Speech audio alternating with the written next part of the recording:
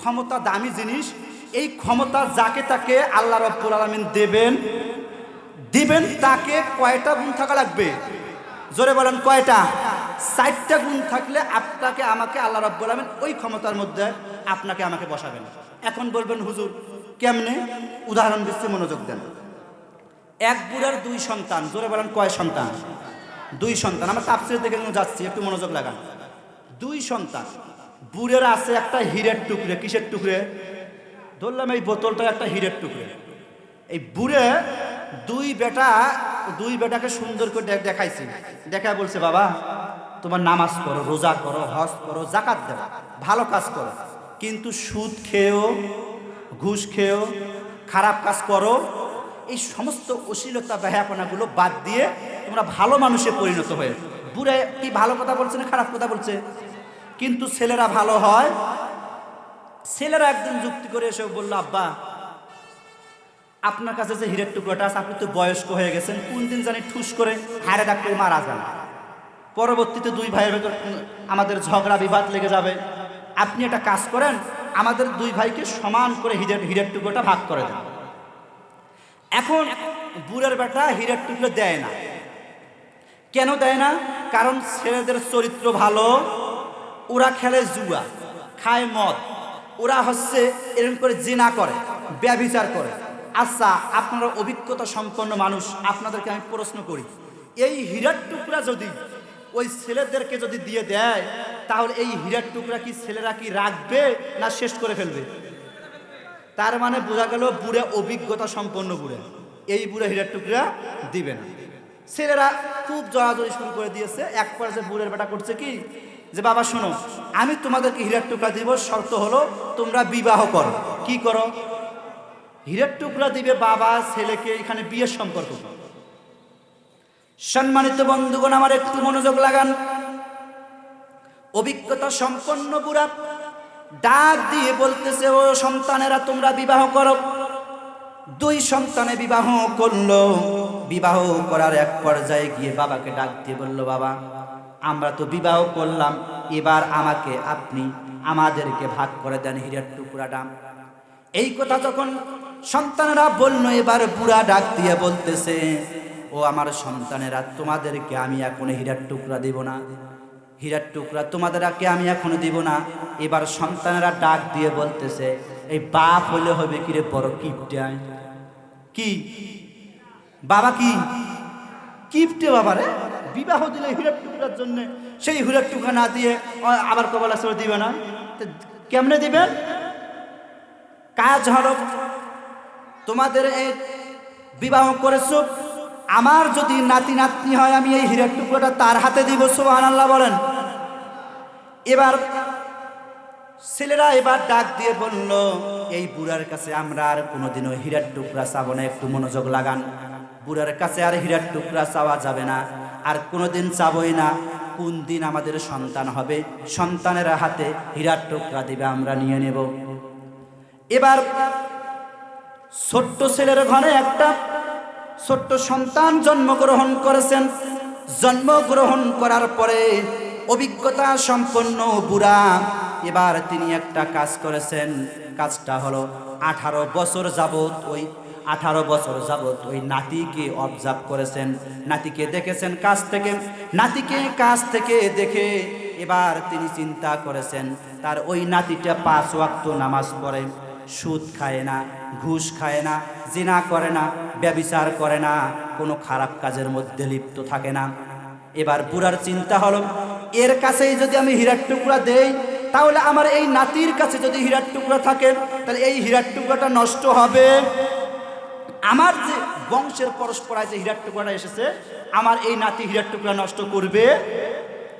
সম্মানিত বন্ধুগণ আমার, গভীর রাত, নাতির বয়স যখন 18 বছর হয়ে গেছে, গভীর রজনীতে বুড়া এবার নাতির মধ্যে ঠক ঠক শব্দ করে নাতির ঘরের মধ্যে গিয়ে দরজার মধ্যে কড়া লাড়ল। ভেতর থেকে আওয়াজ আসলো কে? এবার বুড়া ডাক দিয়ে বলতেছে দাদু ভাই আমি তোমার দাদু, তুমি দরজাটা খুলে দাও। এবার যখন দরজা খুলে দিল, নাতি এবার ডাক দিয়ে বলতেছে দাদু ভাই এত রাত্রে তুমি কেন এসেছো?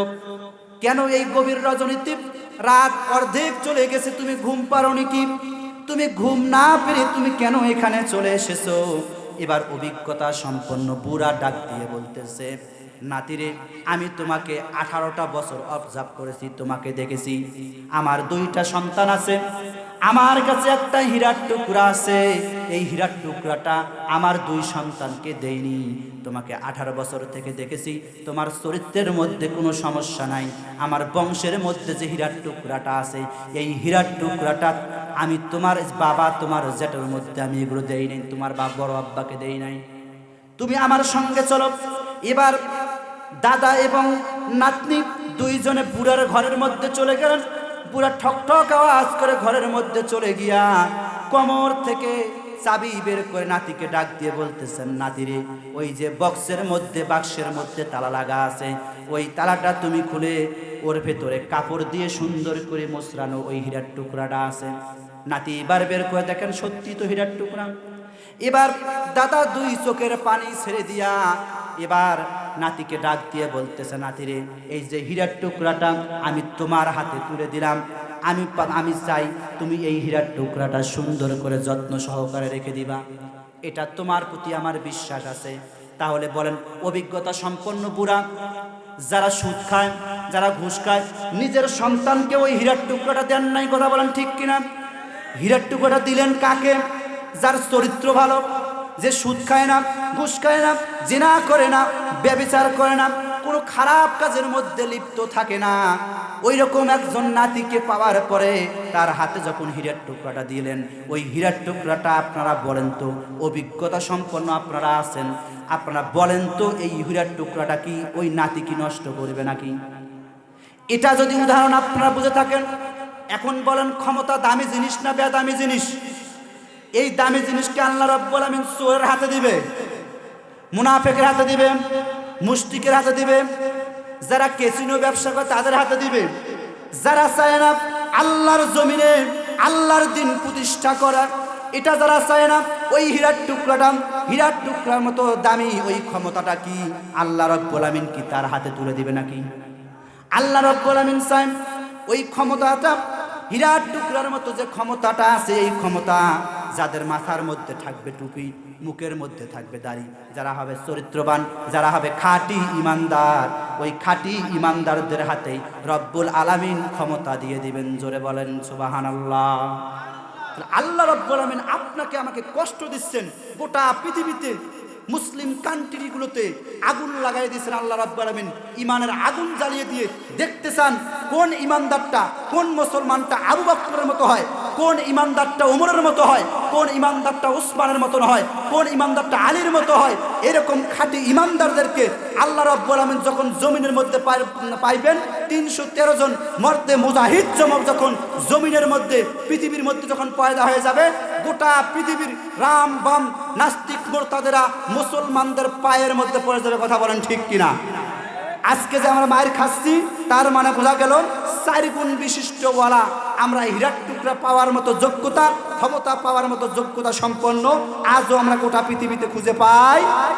এই জন্য আজকে আমরা মুসলমানরা মায়ের খাচ্ছি। কথা কি আমার বুঝেছেন সম্মানিত বন্ধুগণ আমার? তাহলে এইভাবে গোটা পৃথিবীতে মুসলমান কান্ট্রির গুতে আল্লাহ রাব্বুল আলামিন ইমানের আগুন, ইমানের বারুদ দাউ দাউ করে জ্বালিয়ে দিয়েছেন। এখান থেকে পুড়ে ভস্ম করে একটা ইট যখন ভাটার মধ্যে পুড়ে মাসের পর মাস পুড়ে একটা ইট লাল হয়ে বের হয়ে আসে। আচ্ছা বলেন, এই ইটটা যদি আমরা যদি পানির নিচে যদি হাজার হাজার লক্ষ লক্ষ বছর যদি রাখি, এই ইটটা কি নষ্ট হওয়ার সম্ভাবনা আছে? তো আপনাকে আমাকে আল্লাহ রাব্বুল আলামিন খাঁটি ইমানদার বানিয়ে জমিনের মধ্যে দেখতে চায় যে এই রকম মুসলমানদেরকেই আল্লাহ রাব্বুল আলামিন ক্ষমতার মসনদ দিয়ে দিবেন। কারণ এই ক্ষমতা নামক নিয়ামতটা আল্লাহ রাব্বুল আলামিন যার তার হাতে দেবেন।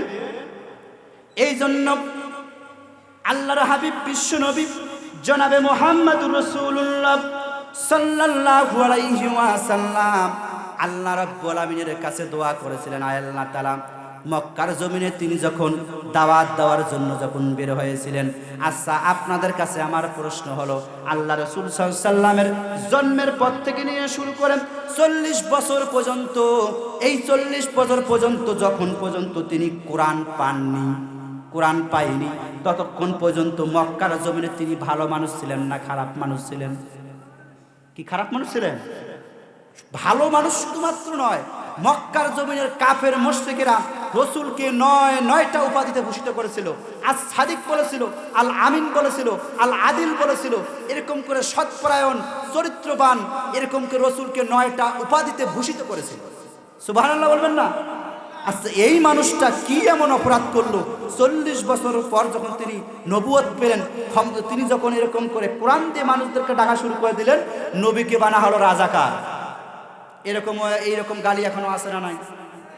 নবীকে বানা হলো চরিত্রহীন। এরকম চরিত্রের দোষ দিয়ে পৃথিবীর জমিন থেকে আলেম ওলামাদেরকে বিদায় করে দিয়েছিল স্বৈরশাসক। কথা বলেন ঠিক কিনা?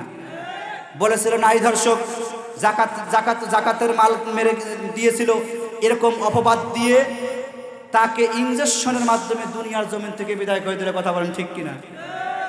তাহলে যারা এরকম করে অন্যায় অবিচার করে, আল্লাহ পাক যুগে যুগে তাদেরকে যেমন অধপতনের চরম শিখরে পৌঁছেছিলেন, আল্লাহ পাক তাদেরকে, যারা এরকম করে কোরআনের বিরুদ্ধে আরো ষড়যন্ত্র করবে, আল্লাহ পাক তাদেরকে এরকম অপদস্থ করবে। সম্মানিত বন্ধুগণ আমার, 40 বছরের পর রসুল যখন কালিমার দাওয়াত দেওয়া শুরু করলেন, রসুলকে তারা বিভিন্নভাবে মায়ের শুরু করে দিল, নির্যাতনের রিস্টিং রুলার যখন চালানো শুরু করে দিল, সাহাবা ইকরামরা এসে বলে, ইয়া রাসূলুল্লাহ, ইয়া হাবিবাল্লাহ, কাফের মুশরিকরা আমাদেরকে মারতেছে, আমরা কি এখান থেকে নিস্তার পাবো না? শুধুমাত্র তাই নয়, রসুল যখন কালিমার দাওয়াত দেওয়া শুরু করলেন, মক্কার জমিনে যারা কালিমার দাওয়াত যারা গ্রহণ করে, যারা ইমানদার হয়েছিল, যারা এরকম করে কালিমার দাওয়াত গ্রহণ করে তাওহীদের কালিমা পড়ে মুসলমান হয়ে গিয়েছিল, তাদের উপরে স্টিম রুলার চালিয়েছিল কাফের মুশরিকেরা। কথা বলেন ঠিক কিনা? সম্মানিত বন্ধুগণ আমার, তাদের মধ্যে অন্যতম হলো হযরত সুমাইয়া রাদিয়াল্লাহু তাআলা আনহু। আপনারা এই ঘটনা শুনেছেন, আমি একটু ভিন্নভাবে বলার চেষ্টা করতেছি। সিরাত বিশ্বকোষের মধ্যে এসেছে, হযরত সুমাইয়া রাদিয়াল্লাহু তাআলা আনহুর তিনটা সন্তান ছিল। জোরে বলেন, কয়টা সন্তান ছিল?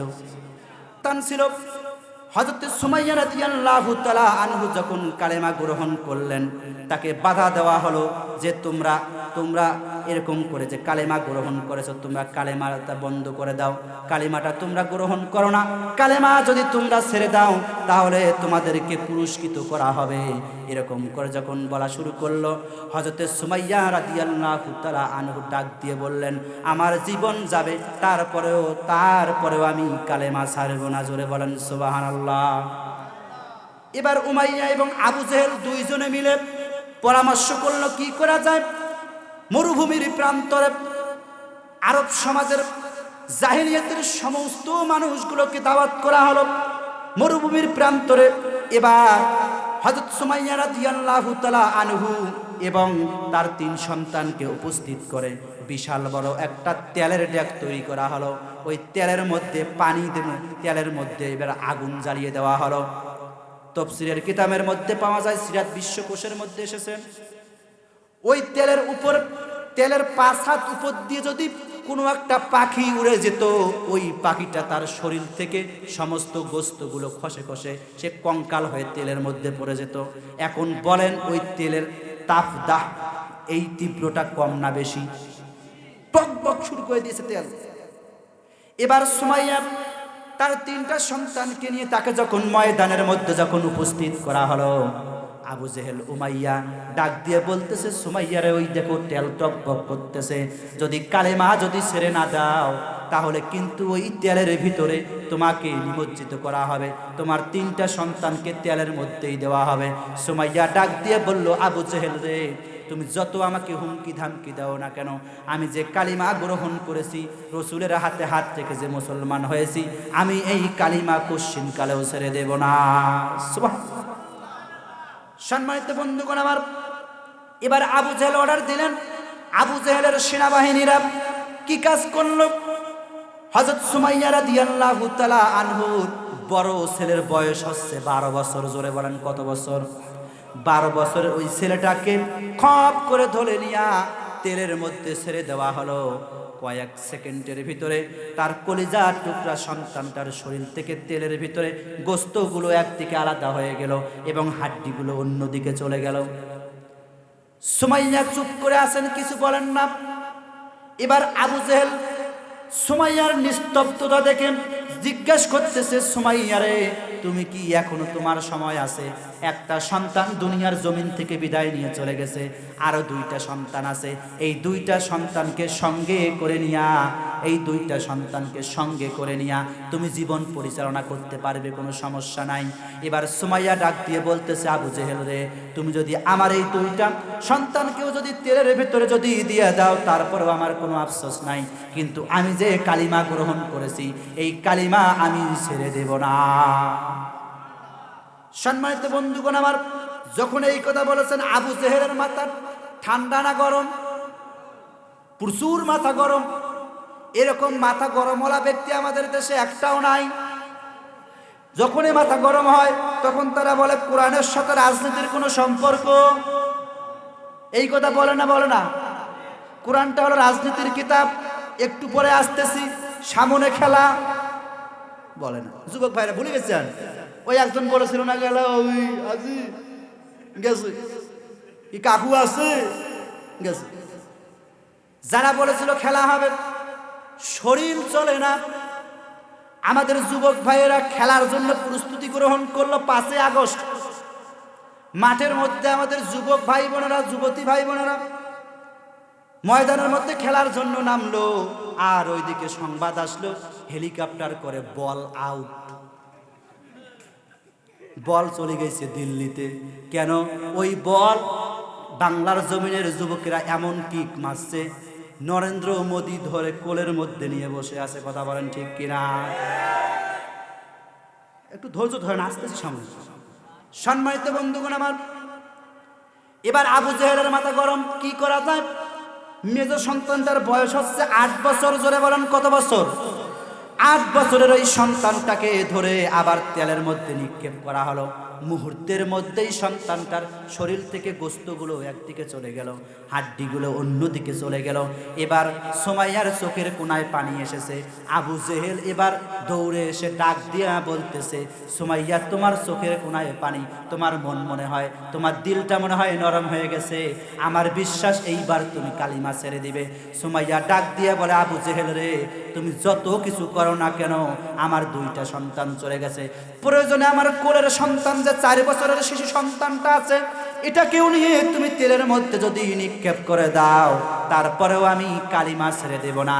যে এই কথা বলেছেন, আবু জেহেলের সৈন্য বাহিনীরা 4 বছরের শিশু সন্তানটা হযরত সুমাইয়ার কোলের মধ্যে ছিল, খপ করে ধরে কোল থেকে নিয়ে তেলের মধ্যে যেই না ছেড়ে দিল, মুহূর্তের মধ্যে যখন শরীর থেকে গোস্তগুলো আলাদা হয়ে যাবে, ওই সন্তানটাকে যখন এরকম করে আমার দিকে তাকান তেলের মধ্যে যখন নিক্ষেপ করবে, ওই সময় সুমাইয়া রাদিয়াল্লাহু তাআলা আনহু হাউমাউ করে কান্নাকাটি শুরু করে দিলেন। আমার 3টা সন্তান দুনিয়ার জমিন থেকে চলে যাচ্ছে। আবু জেহেল দৌড়া গিয়া বলে, তোমার সন্তান তো 3টায় শেষ, এবার কিন্তু তোমার পালা, তুমি বলো কালিমা ছাড়বে না জীবন দিয়ে দিবা। ওই সময় যখন আবু জেহেল এই কথা যখন বলা শুরু করে দিয়েছিল, ওই যে ছোট্ট 4 বছরের শিশু সন্তানটাকে যখন তেলের মধ্যে যখন নিক্ষেপ করবে, ওই সন্তানটা ডান হাত আকাশের দিকে তুলে, শাহাদাত আঙ্গুল আসমানের দিকে তুলে ডাকতে বলছে, মা, ও মা, তুমি ওই আবু জেহেলের সামনে মাথা নত করো না। তুমি মনে করেছো তেলের মধ্যে আবু জেহেল বাহিনীর লোকেরা আমাদেরকে নিক্ষেপ করতেছে? না না, ও মা, তুমি টেনশন করো না, আমরা দেখতে পাইতেছি ওই যে একটু আগে আমার 2টা ভাই তাদেরকে তেলের মধ্যে দেওয়া হয়েছে। ওই 2টা ভাই আমার জান্নাতের মধ্যে সবুজ পাখি হিসেবে উড়ে বেড়াচ্ছে। ও মা, তুমি টেনশন করো না, আমার নাকের ডগার মধ্যে জান্নাতের সুঘ্রাণ পাচ্ছি।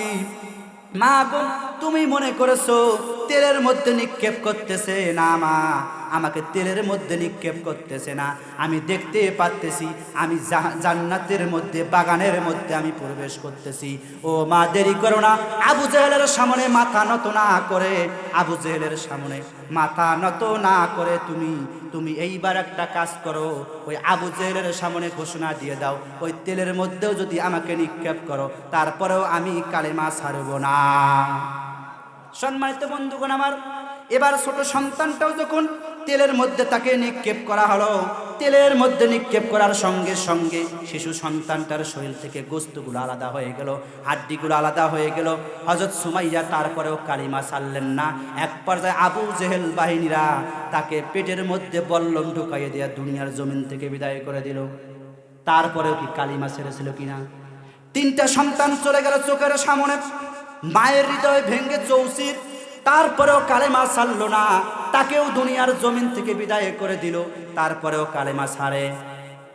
আজকেও দেখেন বাংলার জমিনে এরকম ইমানদার আছে না নাই?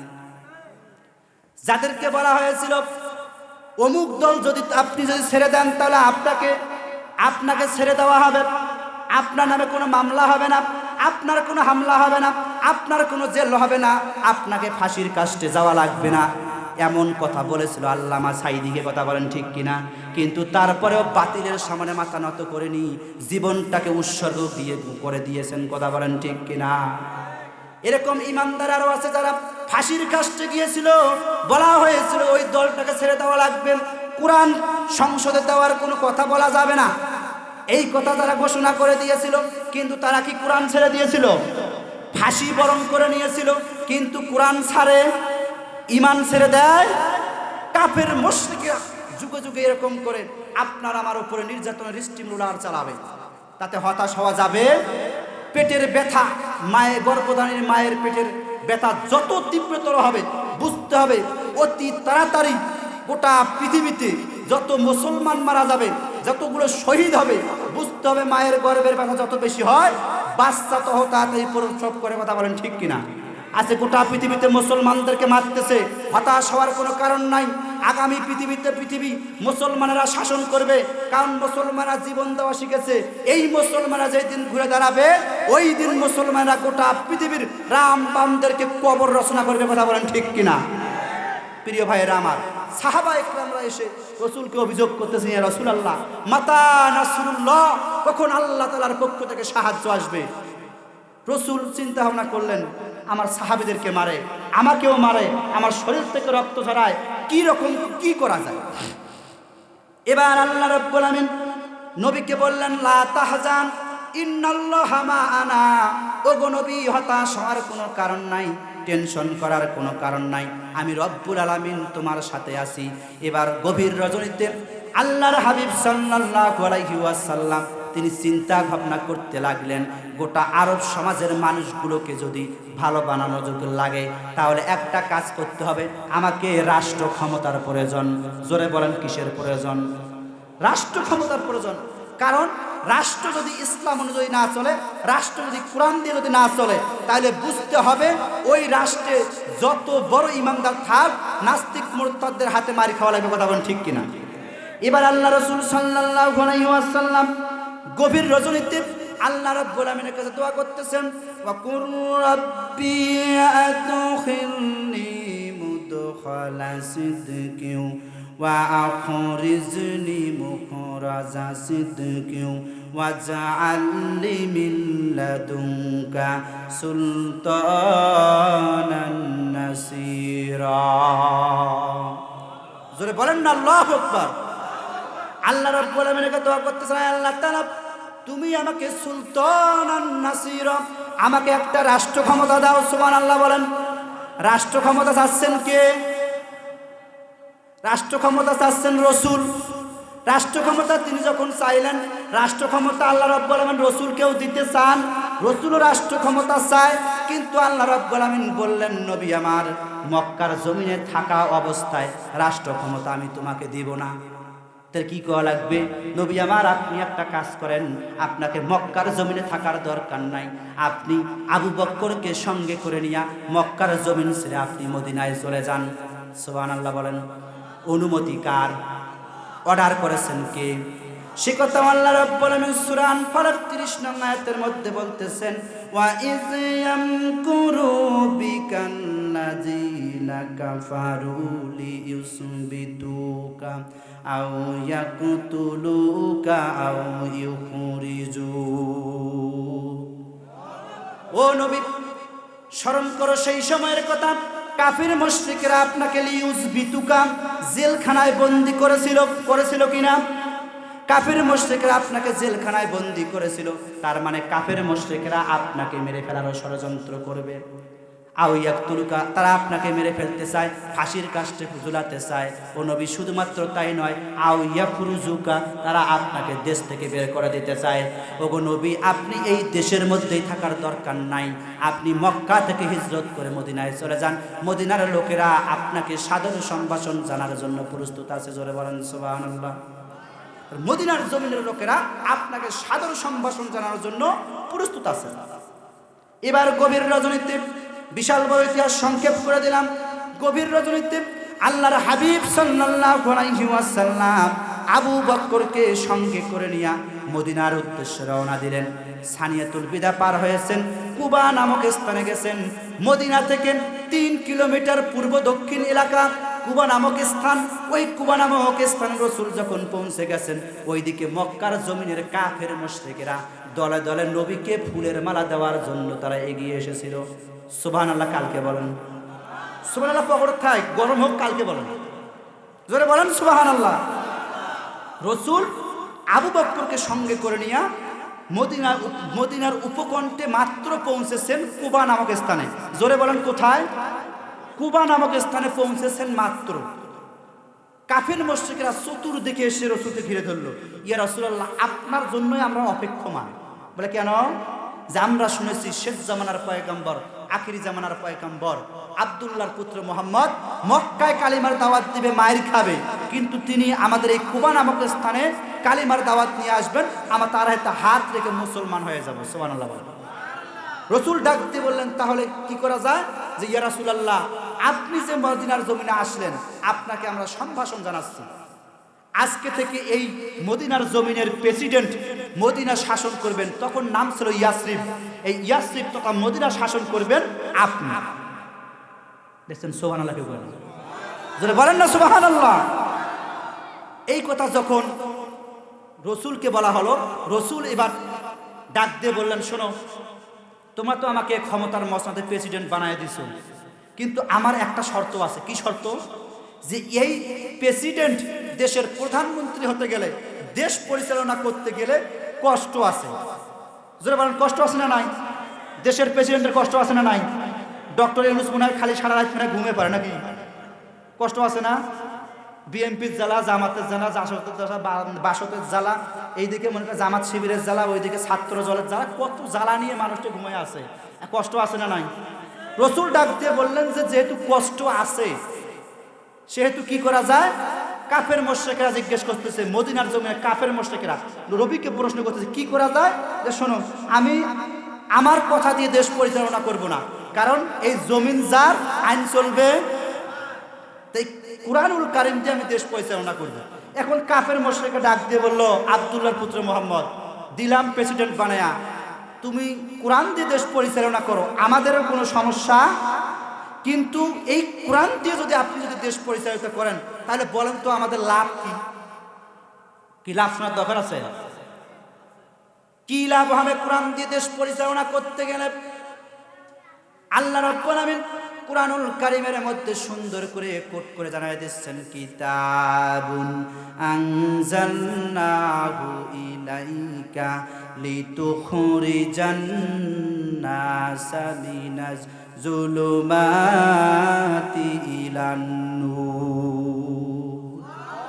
জোরে বলেন না আল্লাহু আকবার।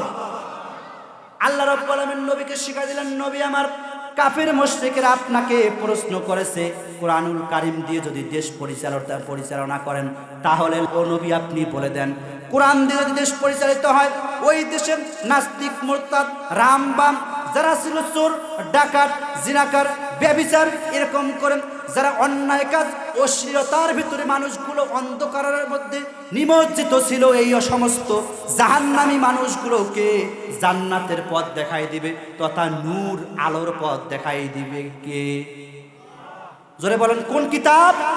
কুরআনুল কারীম সেই পথ দেখাই দিবে। তাহলে কাফের মুশরিকরা ডাক দিবে, তাহলে তো কোনো সমস্যা নাই, আমরা তো জান্নাতেই যেতে চাই। আমাদের তাহলে কোরআন দিয়ে যদি দেশ পরিচালিত হয়, জান্নাতে যেতে চাই, তাহলে আপনি কোরআন দিয়ে দেশ পরিচালিত করেন, কোনো সমস্যা। কিন্তু সমস্যা তো আমাদের। কি সমস্যা আমাদের?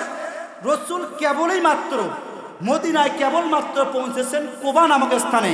ওই সময়কার কাফের মুশরিকেরা বুঝলো কোরআন দিয়ে দেশটা চললে দেশটা ভালোই চলবে, কিন্তু কপাল পোড়া মুসলমান আজকে 54 থেকে 55 বছর দেশ স্বাধীন হয়ে গেল, আজ পর্যন্ত বাংলার জমিনের মুসলমানরা আমরা বুঝলাম না দেশটা যদি কোরআনওয়ালারা যদি চালায়, দেশটা যদি কোরআন দিয়ে যদি চলে, দেশটা ভালোই চলবে, দেশের মানুষ জান্নাতের মধ্যে পৌঁছায় যাবে। কথা বলেন ঠিক কিনা? আমরা হচ্ছে মুনাফিক মার্কা মুসলমান। যখন এই কোরআনওয়ালা ব্যক্তিরা আমাদের কাছে আসছে দেও, আমরা তখন কি করছি? তাদের কোরআনওয়ালাদের বিরুদ্ধে আমরা মারিয়ে তাদেরকে সংসদের মধ্যে বানাইছি। এই কারণে আজকে 54 থেকে 55 বছর হয়ে যায় দেশ স্বাধীন হওয়ার, আমাদের কপালের মধ্যে কোনো শান্তি থাকবে কোত্থেকে? যারাই শান্তির বাহন নিয়ে, যারাই শান্তির কথা নিয়ে, যারাই জমিনের মধ্যে আসে, ময়দানের মধ্যে আসে, কোরআন থেকে সুন্দরভাবে তাফসির করে আপনাকে আমাকে শোনায়, কোরআনের পথ দেখায়, হাদিসের পথ দেখায়, জান্নাতের পথ যারাই দেখায়, তাদেরকে মিথ্যা মামলা দিয়ে তাদেরকে জেলখানার মধ্যে বন্দী করে। কথা বলেন ঠিক কিনা? আজকেও দেখুন তাফসির মাহফিলের মধ্যে বাধা দিচ্ছে। আমরা এতদিনে দেখেছিলাম স্বৈরাচার দেশের মধ্যে ছিল, তারাই শুধুমাত্র তাফসির মাহফিলে বাধা দিয়েছিল। আজকে যারা বাধা দিচ্ছে, ওই সময় যারা স্বৈরাচার তারা বাধা দিচ্ছে, কিন্তু আজকে যারা বাধা দিচ্ছে এরা কোন স্বৈরাচার? এদেরকে আমাদেরকে এখনই যদি আমরা চিহ্নিত যদি করতে না পারি, আগামী দিনে আরেকটা স্বৈরাচার আবির্ভাব হবে। কথা বলেন ঠিক কিনা? আমাদেরকে এখন এই সুযোগ স্বৈরাচারকে চিহ্নিত করতে হবে। যারা কোরআনের বিরুদ্ধে ষড়যন্ত্র করবেন, হাদিসের বিরুদ্ধে ষড়যন্ত্র করবেন, যারা এরকম করে কোরআনের বিরুদ্ধে কথা বলতে দিবে না, কোরআনের পক্ষে যারা কথা বলতে দিবে না, তাদের বিরুদ্ধে রুখে দাঁড়িয়ে তাকে সেখানেই দমন করতে হবে। এটাই সুযোগ। কথা বলেন ঠিক কিনা? আমাদেরকে এটাই সুযোগ।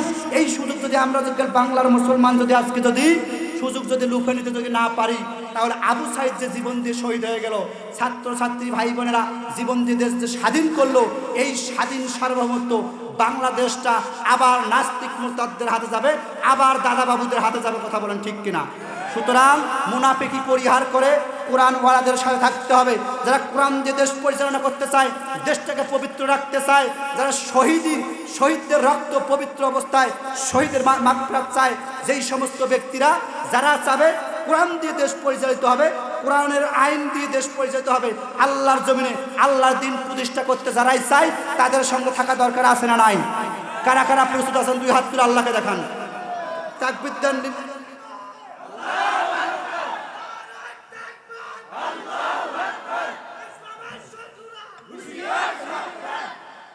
সম্মানিত বন্ধুগণ আমার, তাহলে ওই সময় রসুল কেবলই মাত্র মদিনায় প্রবেশ করছেন, কাফের মুশরিকেরা বুঝলো কোরআন দিয়ে দেশটা চললে ভালোই চলবে।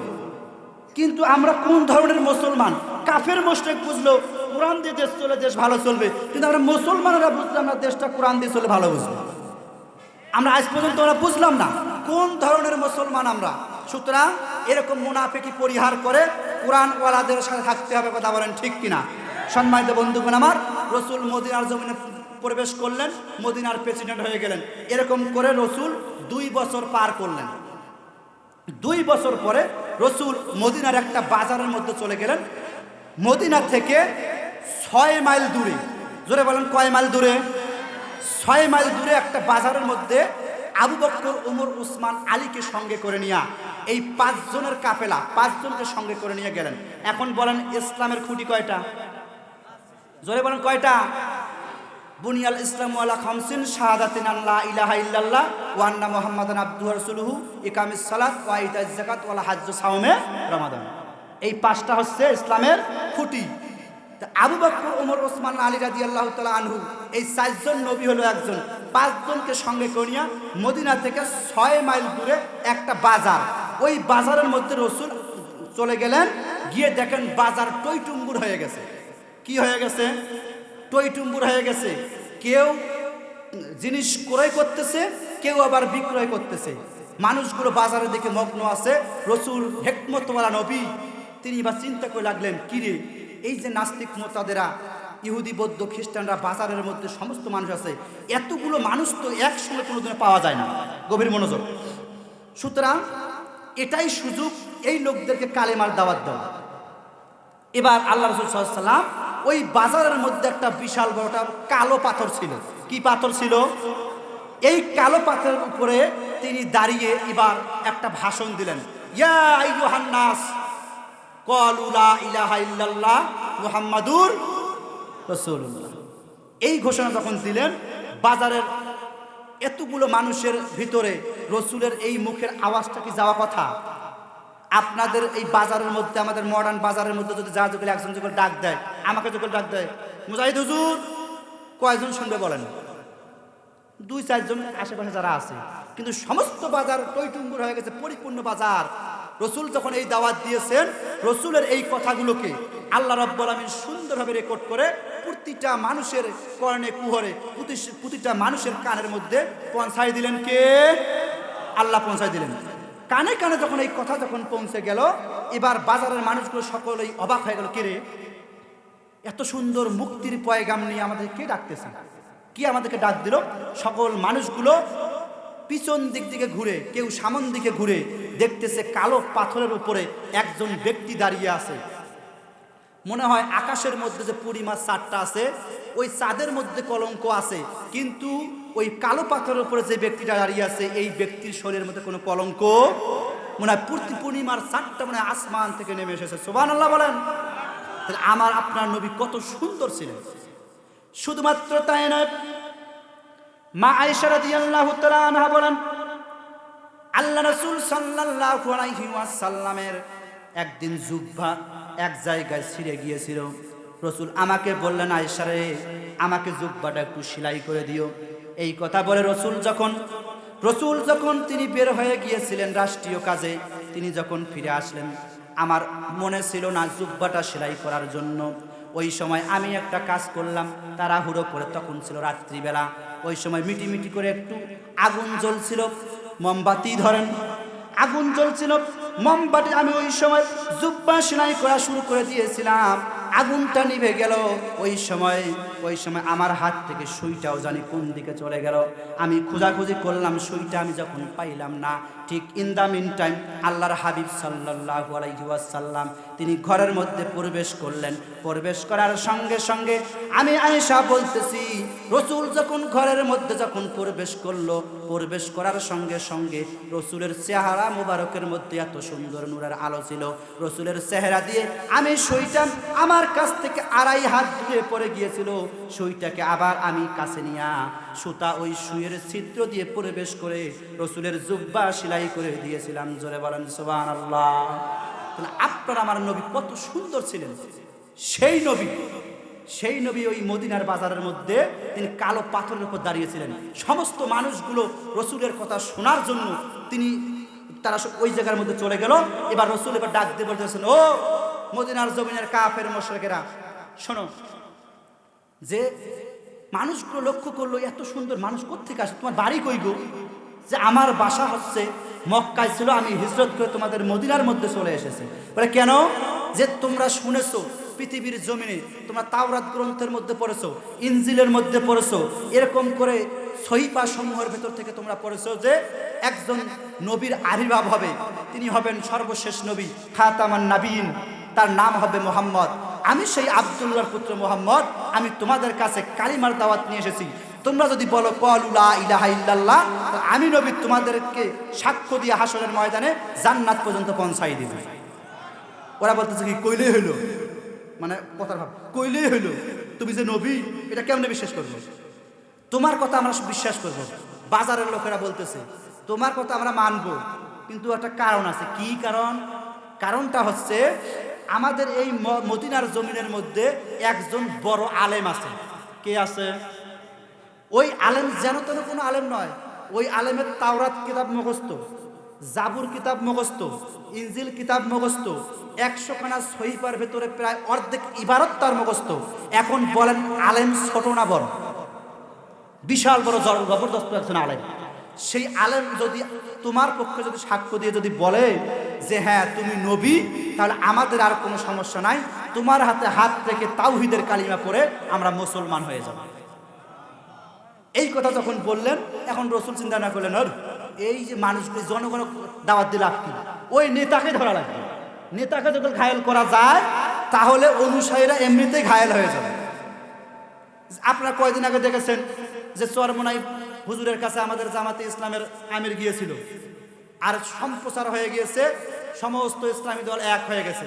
আচ্ছা, চরমনাইয়ের ময়দানে জামাতি ইসলাম কি সারা বাংলাদেশের সমস্ত মানুষ কি চরমনাইয়ের ময়দানে গিয়েছিল? গেছেন কয়জন? একজন ব্যক্তি গিয়েছিলেন, হিকমতুল্লাহ নবী। তিনি চিন্তা করলেন, এতগুলো মানুষের দাওয়াত দিল আপনাকে, তার নেতা যদি আমাদের কালিমা গ্রহণ করে, অনুসারীরাও কি করে দেবে? কালিমা গ্রহণ করবে। সুতরাং নবী তাকে জিজ্ঞেস করেন, কে গো, তোমার যে এই বড় আলেম আছে, এই আলেমটার নাম কি, বাড়ি কই? বা তুমি মনে হয় তাকে চেনো না? ওর না, নবী দাবি করো, তুমি ওই আলেমকে চেনো না, নবী দাবি করো। সেই আলেমের নাম হচ্ছে কাব বিন আহবার। জোরে বলেন, নাম কি? কত বড় আলেম! তাওরাত কিতাব মুখস্থ, ইনজিল কিতাব মুখস্থ, জাবুর কিতাব মুখস্থ, 100 খানা সহিফা প্রায় অর্ধেক ইবারত তার মুখস্থ। জবরদস্ত একজন আলেম।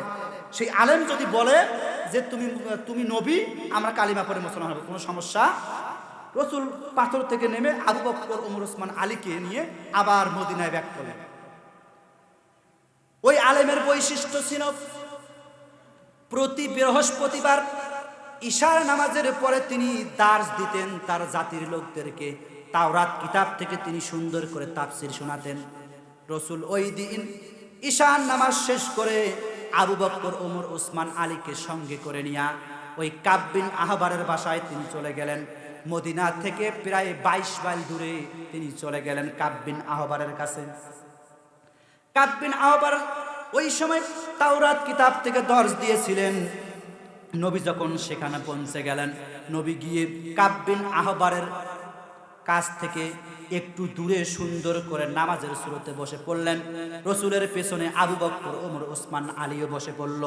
গভীর মনোযোগ দেন। তারা যখন বসে পড়ল, বসে পড়ার সঙ্গে সঙ্গে কাব বিন আহবার এবার নবীকে দেখেই চিনে ফেলেছে। জোরে বলেন না সুবহানাল্লাহ। কিন্তু কাব বিন আহবার ওই দিকে ভ্রুক্ষেপ করেননি। কেন? সামনে হাজার হাজার জনগণ। তিনি যদি বলেন যে ইনি হচ্ছেন শেষ জামানার পয়গাম্বর, তাহলে আমি যে মৌলবি আছি, আমার এই মৌলবিগিরি থাকবে না। সমস্ত মানুষেরা মুহাম্মদের হাতে হাত থেকে কালিমা পড়ে মুসলমান হয়ে তার অনুসারী হয়ে যাবে, আমার অনুসারী হবে না।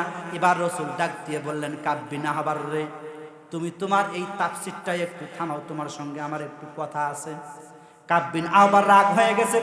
এত বড় একজন আলেম, তিনি রাগ হয়ে গেছেন। ডাক দিয়ে বলতেছেন, কে গো তুমি? চিনেছে কিন্তু আগে, তাও বলতেছে কে গো তুমি, কোত্থেকে তুমি এসেছো? রসুল ডাক দিয়ে বলল, কাব বিন আহবার রে, আমার পরিচয় আমি নিজে দিতে চাই না, আমার পরিচয় এভাবেই আমি দিতে চাই।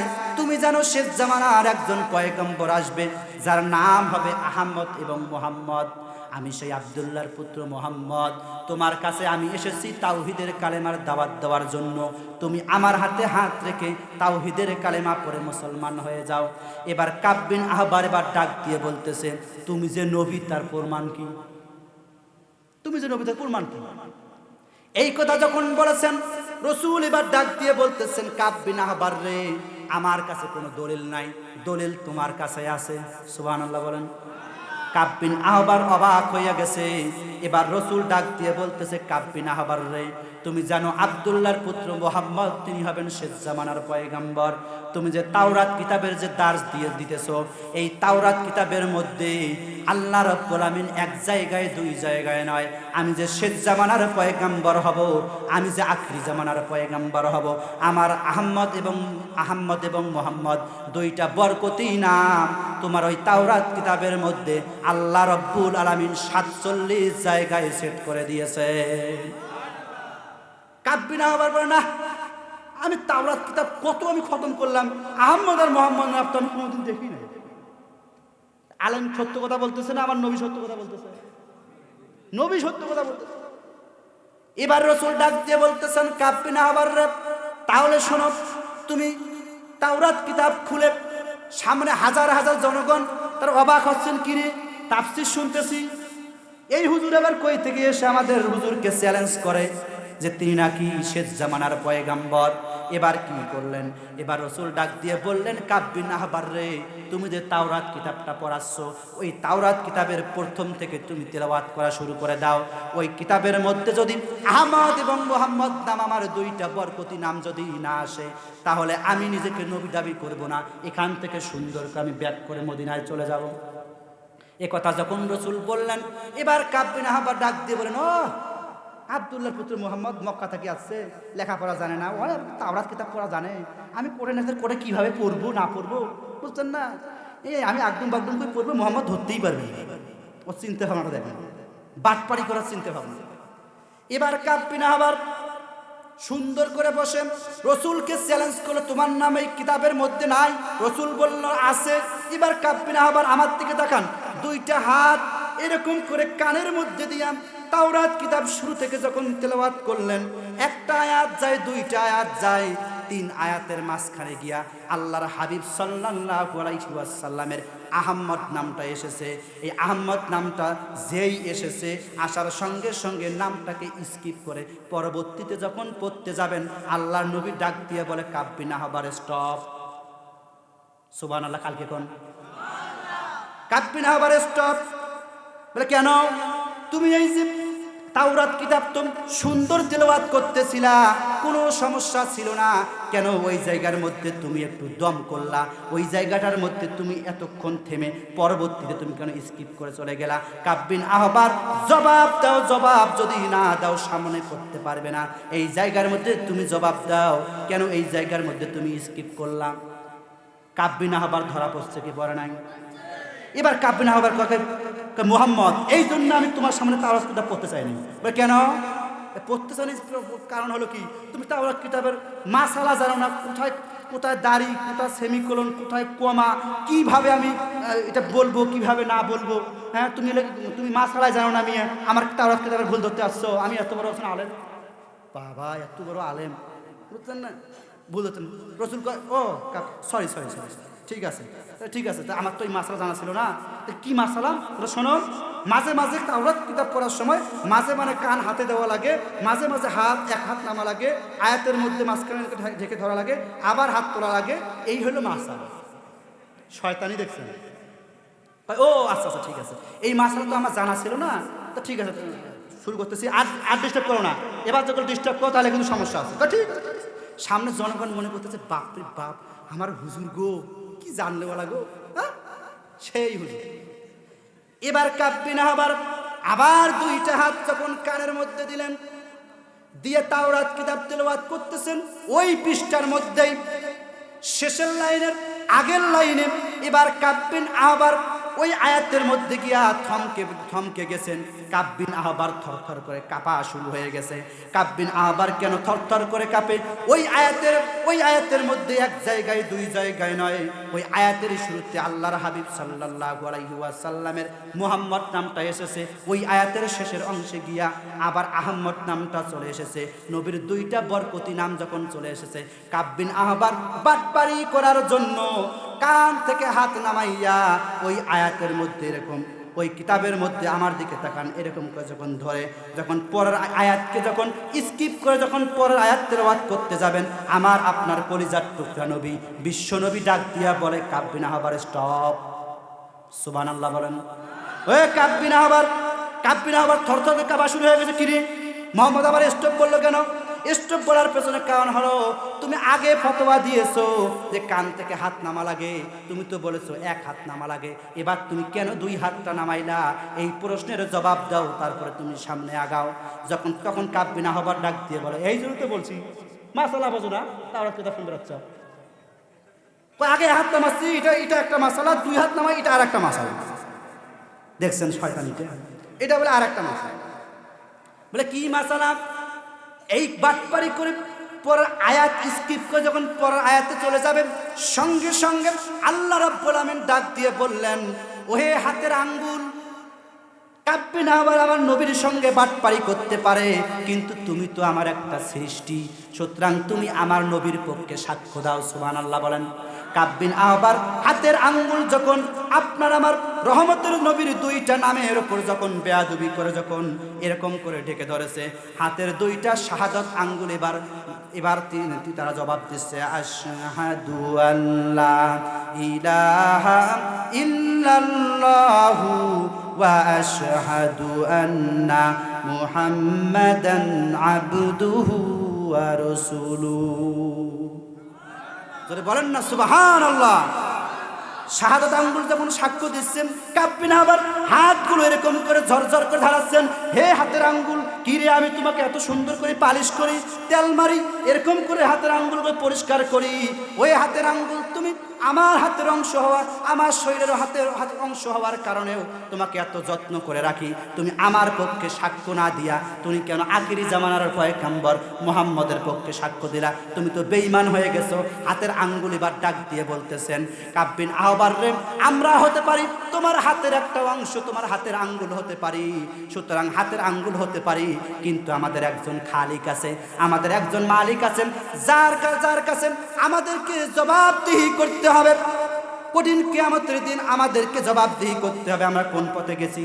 সুতরাং তুমি যে আমার নবীর সঙ্গে যে বেয়াদবি করেছো, এই বেয়াদবির প্রমাণটা আল্লাহ রাব্বুল আমিন দেওয়ার কারণে তোমাকে অপদস্থ করার জন্য আর নবীকে, বিশ্ব নবীকে সম্মানিত করার জন্য আল্লাহ পাক আমাদের হাতের আঙ্গুলের জবানকে খুলে দিয়েছে। জোরে বলেন না সুবহানাল্লাহ। এই উঠাউঠি করলে তো আমার নজর ওইদিকে যায়। বসেন না, কি শেষ করে দিব? শেষ করব? চলবে তো ইনশাল্লাহ? একটা তাকবীর দেন তো দেখি, লিল্লাহি তাকবীর। যে আয়াত তেলাওয়াত করেছি সূরা বাকারার 129 নম্বর আয়াত, ওই তাফসিরে এখনো যাইনি, যাচ্ছি খালি ওইদিকে আপনাদেরকে নিয়ে।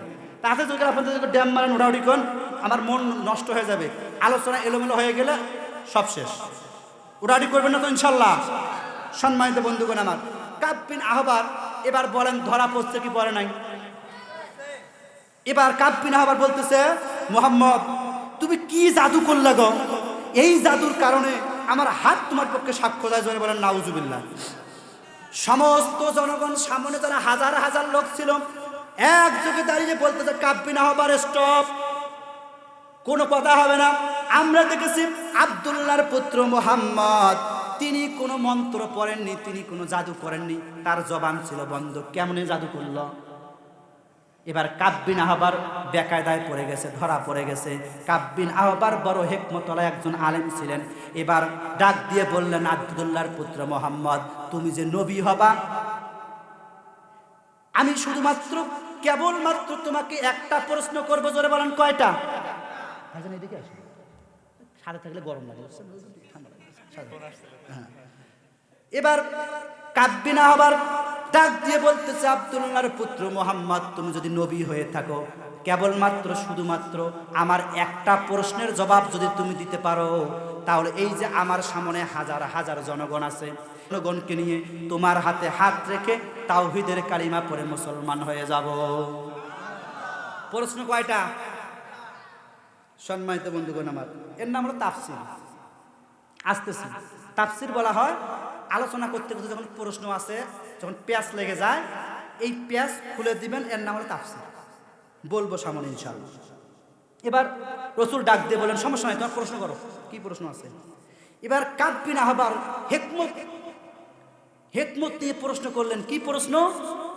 যে আব্দুল্লাহর পুত্র মুহাম্মদ, আজ থেকে হাজার হাজার বছর পূর্বে এই পৃথিবীতে যখন জেহালতে পরিপূর্ণ হয়ে গিয়েছিল, কেউ করেছিল গাছের পূজা, কেউ করেছিল মাছের পূজা, এইরকম করে মানুষগুলো অজ্ঞতায় পরিপূর্ণ হয়ে গিয়েছিল।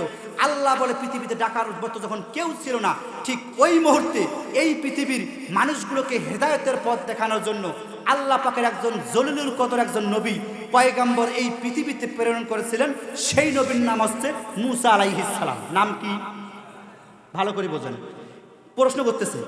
মুসা আলাইহিস সালাতু ওয়াস সালাম যেই বংশের মধ্যে আসলেন, সেই বংশটার নাম হচ্ছে বনি ইসরাইল বংশ। এই বনি ইসরাইলের বংশের আল্লাহ রাব্বুল আলামিন ৭০,০০০ নবী, ৭০,০০০ রসুল এবং পয়গম্বর এই পৃথিবীতে প্রেরণ করেছিলেন। এই পৃথিবীতে ৭০,০০০ পয়গম্বর যেই বংশের মধ্যে আল্লাহ রাব্বুল আলামিন প্রেরণ করলেন, সেই বংশটার নাম হচ্ছে বনি ইসরাইল। ওই বংশের নবী হচ্ছে হযরত মুসা আলাইহিস সালাতু ওয়াস সালাম।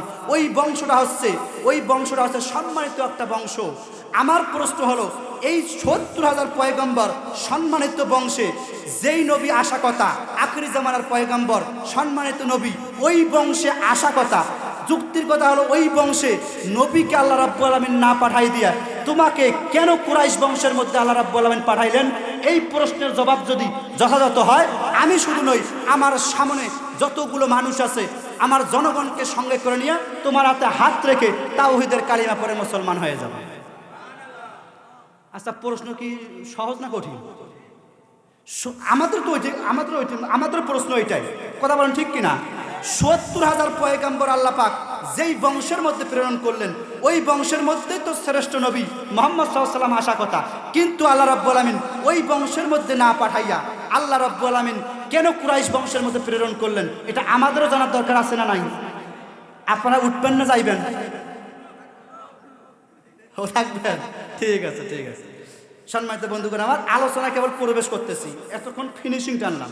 আপনাদের মন মানসিকতা ধৈর্য আছে, আলোচনা চলবে তো ইনশাআল্লাহ। সম্মানিত বন্ধুগণ আমার, এবার আল্লাহ রাসূল সাল্লাল্লাহু আলাইহি ওয়াসাল্লামের এই প্রশ্নের উত্তর জানা ছিল না। কি জানা ছিল না? প্রশ্নের উত্তর জানা ছিল না। আল্লাহ রাসূল সাল্লাল্লাহু আলাইহি ওয়াসাল্লাম মাথাটা নিচু করে দিলেন, আর মিস কল চলে গেছে কার কাছে? আল্লাহ রাব্বুল আলামিনের কাছে কল চলে গেল। আল্লাহ রাব্বুল আলামিন জিবরিল আমিন আলাইহিস সালাতু ওয়াস সালামকে ডাক দিয়ে বলে, জিবরাইল রে, ও জিবরাইল, ওই যে আমার নবী কাব বিন আহবারের কাছে চলে গিয়েছেন। কাব বিন আহবার হিকমত করে কঠিন একটা প্রশ্ন করেছে। এই প্রশ্ন তো আমার নবীর জানা নাই, কিন্তু আমি রব্বুল আলামিন পৃথিবী সৃষ্টি করার ৫০,০০০ বছর পূর্বে লাউহে মাহফুজের কলম দিয়া কুরআনুল কারীমকে লিপিবদ্ধ করেছি। ওই কুরআনুল কারীমের সূরা বাকারার মধ্যে ১২৯ নম্বর আয়াতে এর সামনের কিছু অংশ, পেছনের কিছু অংশের মধ্যে আমার নবীকে ৭০,০০০ পয়গম্বর যেই বংশের মধ্যে প্রেরণ করেছি, যুক্তির কথা হলো সেই বংশের মধ্যে শ্রেষ্ঠ পয়গম্বর আসবে, কিন্তু ওই বংশের মধ্যে শ্রেষ্ঠ পয়গম্বর আমি রব্বুল আলামিন না পাঠার পেছনে কারণ কি?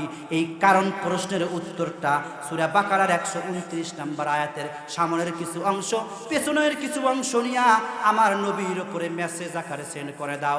নবীর উপরে যখন জিবরিল চলে আসলেন, আয়াত যখন নাজিল করে দিলেন, এবার আল্লাহ রাব্বুল আলামিন ডাক দিয়ে বলতেছেন, নবী আমার, পয়গম্বর, মাথা তুলুন, দায়িত্বহীন কণ্ঠে ঘোষণা দিন, কারণ কাফের মুশরিকদের সামনে মাথা নত করার জন্য আপনাকে আমি রব্বুল আলামিন দুনিয়ার জমিনে প্রেরণ করিনি। সুতরাং আপনি মাথা তুলুন, তাদের সামনে ঘোষণা দিন, কোন কারণে কুরাইশ বংশের মধ্যে পাঠালাম। ৭০,০০০ পয়গম্বর যেই বংশের মধ্যে পাঠাইছি, ওই শ্রেষ্ঠ বংশের মধ্যে তোমাকে কেন পাঠালাম না? আল্লাহ রাব্বুল আলামিন সুন্দর করে আনসার দিচ্ছেন, রব্বানা ওয়াবআস ফীহিম রাসূলাম মিনহুম ইয়াতলু আলাইহিম আয়াতিকা ওয়া ইউআল্লিমুহুমুল কিতাব ওয়াল হিকমাতা ওয়া ইউযাক্কিহিম ইন্নাকা আনতাল আজিজুল হাকীম। জোরে বলেন না আল্লাহু আকবার। ও নবী, আপনি মাথা তুলুন, দায়িত্বহীন কণ্ঠে ঘোষণা করুন, যেই বংশের মধ্যে এতগুলো ৭০,০০০ পয়গম্বর প্রেরণ করলাম, ওই বংশের মধ্যে আমি রব্বুল আমিন তোমাকে না পাঠাইয়া কুরাইশ বংশের মধ্যে কেন আমি রব্বুল আলামিন তোমাকে প্রেরণ করলাম গো নবী?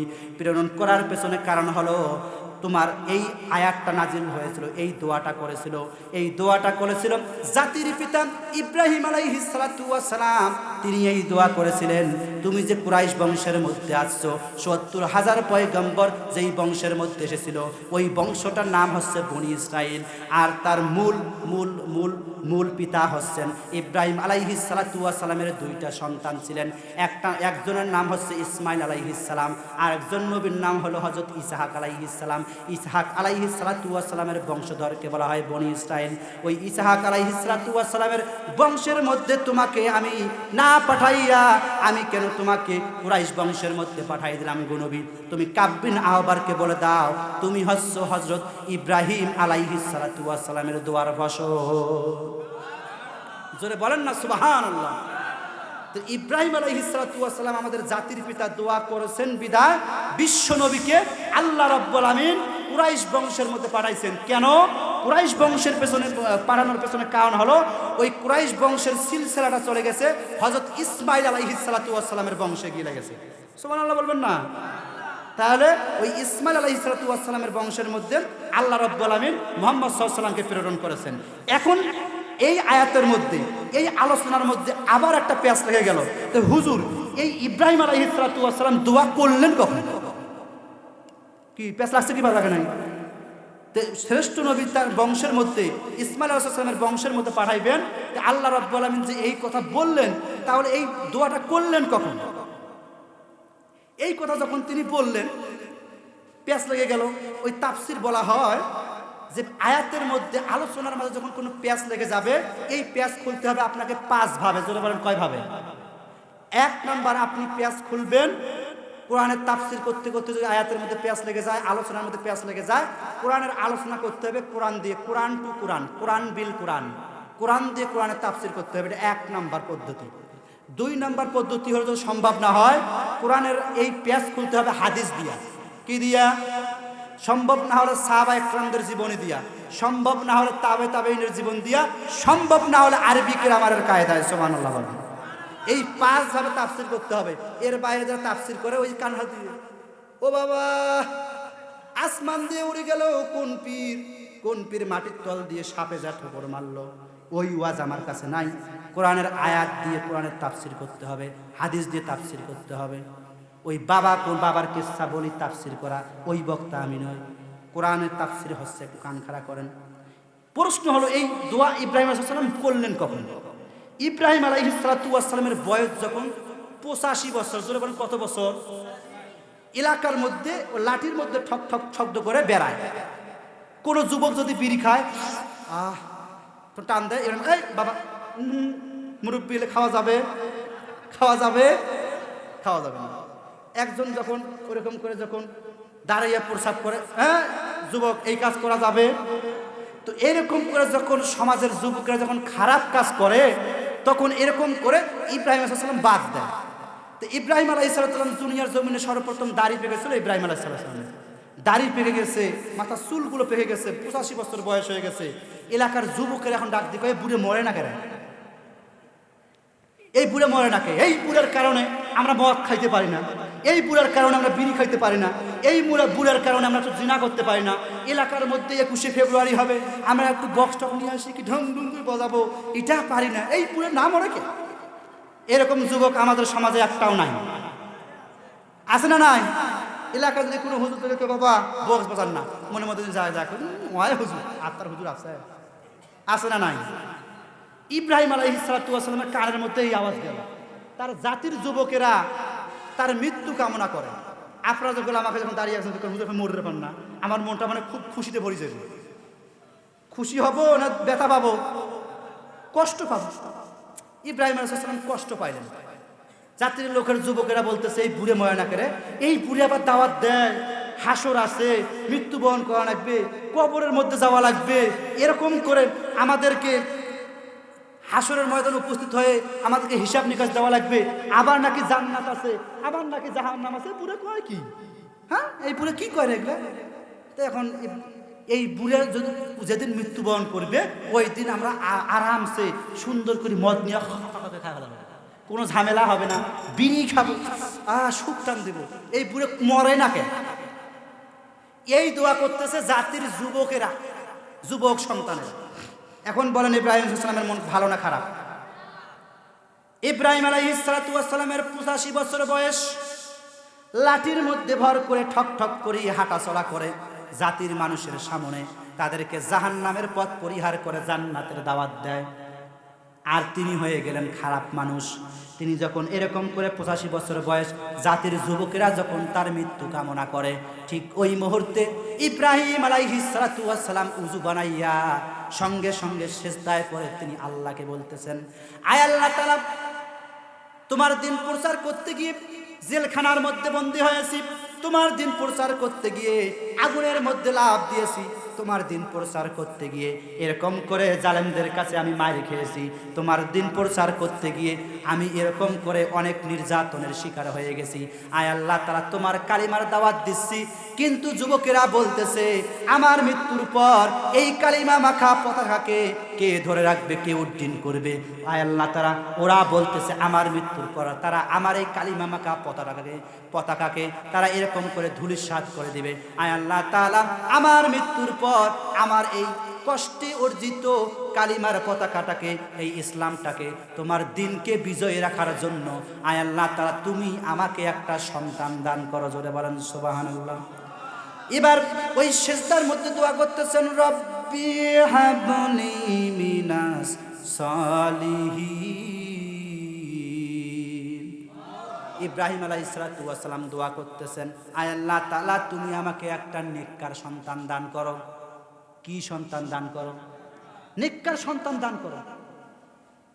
এবার বলেন, আপনাদের বুঝে থাকলে বলেন, ইব্রাহিম আলাইহিস সালাতু ওয়াস সালাম আল্লাহ রাব্বুল আলামিনের কাছে সন্তান চাইলেন নিজে বাঁচার জন্য না জাতিকে বাঁচার জন্য? জাতিকে বাঁচার জন্য সন্তান চাইলেন। আল্লাহ পাক বললেন, ইব্রাহিম তুমি তো বুড়া হয়ে গেছো, তোমার স্ত্রীও বুড়া হয়ে গেছে, কেমনে সম্ভব? ইব্রাহিম আলাইহিস সালাতু ওয়াস সালাম আল্লাহকে ডাক দিয়ে বলতেছেন, আয় আল্লাহ তাআলা আমি বুড়া হয়ে গেছি, 85 বছর বয়স, ভালো কথা। আমার স্ত্রীও বুড়ি হয়ে গেছে, ভালো কথা। কিন্তু আয় আল্লাহ তাআলা আমার স্ত্রী হাজারাও বুড়ি হয়ে গেছে, আমিও বুড়া হয়ে গেছি, কিন্তু তোমার ক্ষমতা তো বুড়া আর বুড়ি হয়নি। আয় আল্লাহ তাআলা তুমি আমাকে একটা নেককার সন্তান দান করো। এবার ইব্রাহিম আলাইহিস সালাতু ওয়াস সালাম জাতির পিতা, তিনি দোয়া করেছেন। বলেন তো দোয়া কবুল না মিস? দোয়া কবুল। তিনি যখন এরকম করে যখন বলেছেন, দোয়া কবুল হয়ে গেল। আল্লাহ রাব্বুল আমিন দোয়া কবুল করে নিলেন। এবার সন্তান জন্মগ্রহণ করলো 86 বছর বয়সে, নাম হচ্ছে ইসমাইল। নাম কি? ইসমাইল আলাইহিস সালাতু ওয়াস সালাম যখন জন্মগ্রহণ করলেন, জন্মগ্রহণ করার সঙ্গে সঙ্গে এবার সন্তান জন্মগ্রহণ করছে। এই 86 বছর বয়সে, বুড়া বয়সে সন্তান পাইছে। এই সন্তানকে দেখার জন্য মন চাইছে না না চায় নাই? মন চাইছে কি চায় নাই?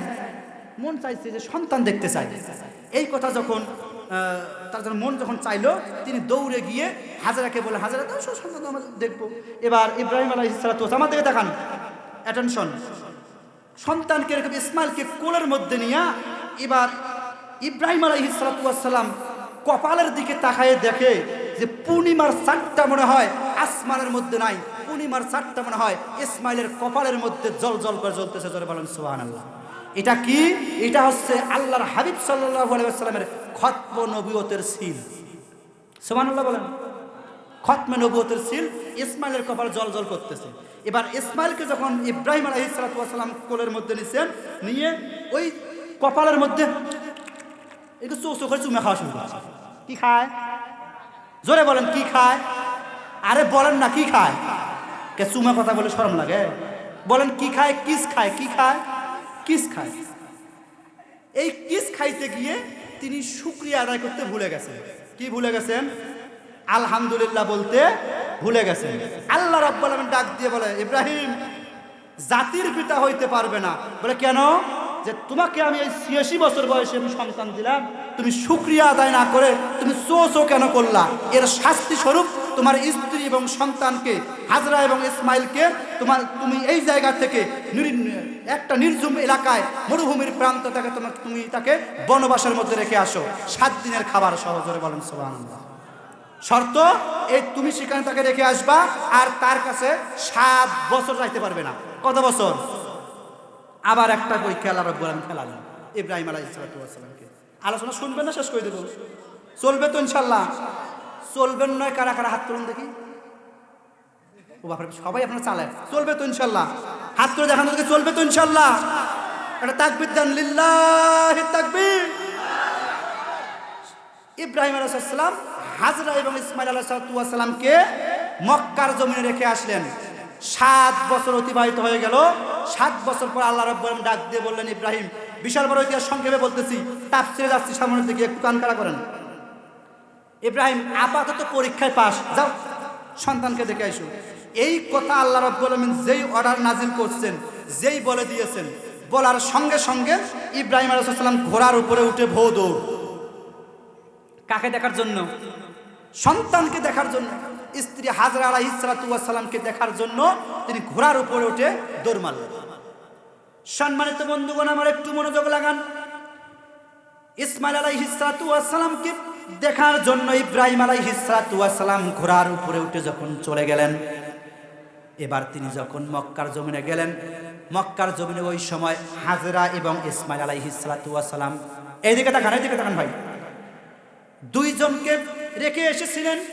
একটা মরুভূমির প্রান্তরে 7 বছর পরে গিয়া তিনি লক্ষ্য করে দেখেন অনেকগুলো বাড়ি হয়ে গেছে, অনেক মানুষের আনাগোনা বেড়ে গেছে। তিনি লক্ষ্য করে দেখলেন অনেক মানুষ ওই রাস্তার পাদদেশে একটা সন্তান খেলা করতেছে, 7 বছরের একটা সন্তান। গভীর মনোযোগ লাগান, যখন ভালো লাগবে না আমাকে খালি হাত তুলে সিঙ্গেল দিবেন যে হুজুর আর আলোচনা ভালো লাগতেছে না, শেষ করে দেন, তখন আমি সুন্দর করে আল্লাহুম্মা আমিনের টান দিয়ে দেব। থাকবেন তো ইনশাআল্লাহ। রাস্তার পাদদেশে 7 বছরের একটা সন্তান খেলা করতেছে। ইব্রাহিম আলাইহিস সালাম বাবা শুনো শুনো। এখন এই সন্তান 7 বছরের সন্তান এখন লক্ষ্য করে দেখতেছে কি রে, এই বুড়ে তো কোনোদিন দেখিনি এখন, এই দাড়ি পাকা বুড়ে, মাথা চুল পর্যন্ত পাকে গেছে, এই বুড়ে আসলে কোথা থেকে গো? আমাদের এলাকায় তো এরকম বুড়ে কোনোদিনও দেখিনি। বুড়ে আসলে কই থেকে? এই কথা যিনি চিন্তা ভাবনা করতেছেন, এখন বলছে বাবা তোমার নাম কি? তোমার নাম কি? ইব্রাহিম আলাইহিস সালাম সন্তানকে বলেছে বাবা তোমার নাম কি? সন্তান প্রতি উত্তরে বলেছে তোমার নাম কি? তুমি কই থেকে আসছো? তোমার তো কোনোদিন এই সময় দেখি নাই। দুইজনে 7 বছরের সন্তান ইব্রাহিম আলাইহিস সালাম, দুইজনে কথার কাটাকাটি, কথার মধ্যে টক্কর লেগে গেছে। একটু মনোযোগ লাগান। দুইজনের যখন কথার মধ্যে যখন টক্কর লেগে গেছে, টক্কর লাগার সঙ্গে সঙ্গে আর ওইদিকে হাজরা আলাইহিস সালাতু ওয়াস সালাম রুটি বানাচ্ছিলেন। রুটি বানার সঙ্গে সঙ্গে পরিচিত কণ্ঠস্বর যখন তার কানের মধ্যে যখন চলে গেছে, তিনি এবার পাগলের বেশে রুটির খামিরের মধ্যে রুটি রেখে তিনি দৌড় দিয়ে ঘর থেকে বের হয়ে দেখেন যিনি এসেছেন পরিচিত কণ্ঠস্বর দেখা যায়। ওই সময় 7 বছরের সন্তান ইব্রাহিম আলাইহিস সালাতু ওয়াস সালাম, দুইজনে কটার টক্কর লেগে গেছে। ওই সময় হাজরা আলাইহিস সালাতু ওয়াস সালাম কাছাকাছি এসে দু চোখের পানি ছেড়ে দিয়া ইসমাইলকে ডাক দিয়ে বলে বাবা ইসমাইল রে, তুমি কার সঙ্গে টক্কর লাগাইছো? কার সঙ্গে তুমি কথা কাটাকাটি করতেছো? যেই বাবার কারণে যার কারণে তুমি রাত্রিবেলা ঘুমাও না, আমার কাছে বায়না করো আমি আব্বুর কাছে যাব, আমি আব্বার কাছে যাব, এই কথা তুমি বলো, তুমি খাও না, তুমি খেলাধুলা করো না, বারবার আমাকে বিরক্ত করো। যেই বাবার কারণে সেই বাবা তোমার সামনে দাঁড়িয়ে আছে হযরতে ইব্রাহিম আলাইহিস সালাম। যে এই কথা শুনছে কি আমার আব্বা সঙ্গে সঙ্গে লাফ দিয়ে ঘাড় উঠছে। কই উঠছে? ঘাড়ের মধ্যে উঠছে। উঠিয়ে এখন বাবা চুল টাইন হচ্ছে, বুড়ে মানুষ না, এখন উল্টি করে দেয়। হাজরা আলাইহিস সালাম সন্তানকে ঘাট থেকে নামাইছে সুন্দর করে। এবার বাসার মধ্যে প্রবেশ করলেন। এবার জোহরের ওয়াক্ত হয়ে গেল, নামাজের টাইম হয়ে গেল। এখন বলেন নামাজের টাইম হলে নবীরা মনে হয় নামাজ পড়ে না, কি পড়ে না? নামাজের টাইম যখন হয়ে গেল, ইব্রাহিম আলাইহিস সালাম উজু করে, হাজরা আলাইহিস সালাম পানি দিলেন, উজু করে তিনি নামাজের মধ্যে দাঁড়ালেন। এবার সাইটে ছিল ইসমাইল আলাইহিস সালাম, খেলা করতেছিল। তিনি লক্ষ্য করেন কি আম্মু নামাজ পড়ে, তাড়াতাড়ি নামাজ শেষ হয়। আব্বু নামাজ পড়ে, এত লম্বা লম্বা নামাজ শেষই হয় না, এত লম্বা নামাজ। এবার আমি বিশাল বড় ইতিহাস সংক্ষেপে বলতেছি। এবার ইসমাইল আলাইহিস সালাম বিরক্ত হয়ে গেছেন, বাপরে এত বড় নামাজ, লম্বা নামাজ। তিনি এসে একটা কাজ করছেন। ইব্রাহিম আলাইহিস সালাম কিবলামুখী হয়ে আল্লাহু আকবার পড়ে নিয়ত পড়ে সূরা কিরাত তেলাওয়াত করতেছেন। ইব্রাহিম আলাইহিস সালামের নজর হচ্ছে সিজদার ওই জায়গায়। ইসমাইল আলাইহিস সালাম এসে ওই সিজদার জায়গায় দাঁড়িয়ে কিবলাকে পেছনে রেখে পূর্ব দিকে মুখ করে আব্বার দিকে তাকিয়ে আল্লাহ। এখন ইব্রাহিম আলাইহিস সালাম সূরা কিরাত তেলাওয়াত করে, ইসমাইল আলাইহিস সালাম তিনিও কি করে আব্বা মুখ নাড়ায়। ওইও এখন মানে একটা সূরা কিরাত একে 12টা বাজায় দিয়ে ফেলেছে। হ্যাঁ, সূরা কিরাত তেলাওয়াত করতেছে। আমার বোঝাতে চাচ্ছে যে আব্বা তোমার কয়টা সূরা মুখস্থ, তার থেকে বেশি আমার, বুঝলেন না? তিনি যখন এরকম করে যখন দেখলেন, হঠাৎ করে ইব্রাহিম আলাইহিস সালামের নজর পড়ে গেছে ইসমাইল আলাইহিস সালাতু ওয়াস সালামের কপালের মধ্যে। সুবহানাল্লাহ বলেন। ইব্রাহিম আলাইহিস সালাতু ওয়াস সালাম ইসমাইল যখন জন্মগ্রহণ করেছিল, ওই সময়ে কপালের মধ্যে যে খতমে নবুয়তের নূরটা ছিল জলজল করতেছিল। 7 বছর পর ইসমাইলের কপালের মধ্যে যেই না নূরটা দেখেছেন, আগের চেয়ে ওই নূরটা আরো সুন্দরভাবে জলজল করতেছিল। এবার ইব্রাহিম আলাইহিস সালাতু ওয়াস সালাম তিনি এবার যেই না ওই কপালের দিকে তাকিয়েছেন, ইসমাইলের দিকে তাকিয়েছেন, ইসমাইলের দিকে তাকার সঙ্গে সঙ্গে এবার ইসমাইল আলাইহিস সালাতু ওয়াস সালাম যখন সূরা কিরাত তেলাওয়াত করতেছিলেন, সূরা কিরাতের মধ্যে ভুল হয়ে গেছে, নামাজের মধ্যে ভুল হইয়া গেছে।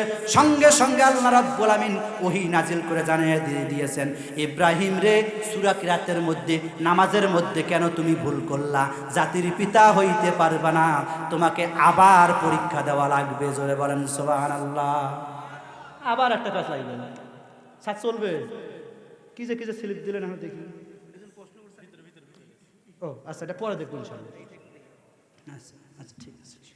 ওই আল্লাহ চলবে তো, বাপ যদি পার হয় সমস্যা আছে। আচ্ছা ইনশাআল্লাহ। সম্মানিত বন্ধুগণ, আর যদি আধা ঘন্টা মাত্র চলে থাকবেন তো ইনশাআল্লাহ, মাত্র 30 আলোচনাটা ফিনিশিং টানবো ইনশাআল্লাহ। সম্মানিত বন্ধুগণ আমার, আল্লাহ পাক বললেন জাতির পিতা হইতে পারবে না। কেন? যে তুমি তোমার সূরা কিরাতের মধ্যে ভুল হয়ে গেছে, আবার পরীক্ষা দেওয়া লাগবে। কিন্তু পরীক্ষা যে তুমি বাদ দিবে, আমি তোমাকে আগে সিলেবাস দিয়েছিলাম, প্রশ্ন আউট করে দিয়েছিলাম, 10টা কোশ্চেন দিয়েছি, এখান থেকে 5টা আসবে। স্যার আমার প্রশ্ন করে কোচিং নিয়ে 10টা প্রশ্ন দেয়, 5টা দেওয়া লাগবে। এবার কোনো সিলেবাস নাই, তুমি কেমনে আমাকে খুশি করবে তোমার ব্যাপার। এখন বলেন সিলেবাস ছাড়া কি পাস করা যায়? এই টেনশনের কারণে ইব্রাহিম আলাইহিস সালাতু ওয়াস সালাম টানা 7 দিন ঘুমাতে পারেন নাই। জোরে বলেন কয়দিন? হায় হায়, আমি আল্লাহকে কেমন করে রাজি খুশি করব? আল্লাহ পাক তো এবার আমাকে সিলেবাস দেন নাই, কি করা যায়? 7 দিন পরে 8ম দিন রাতের বেলায় এবার আল্লাহ রাব্বুল আমিন স্বপ্নের মধ্যে হযরত ইব্রাহিম আলাইহিস সালাতু ওয়াস সালামকে দেখাই দিলেন। ইব্রাহিম আলাইহিস সালাতু ওয়াস সালাম দেখতেছেন তার কলিজার টুকরা আদরের সন্তান 87 বছর 86 বছর বয়সে যে সন্তান পেয়েছেন, ওই সন্তানটাকে তিনি বিনা প্রান্তরে কুরবানি করতেছেন।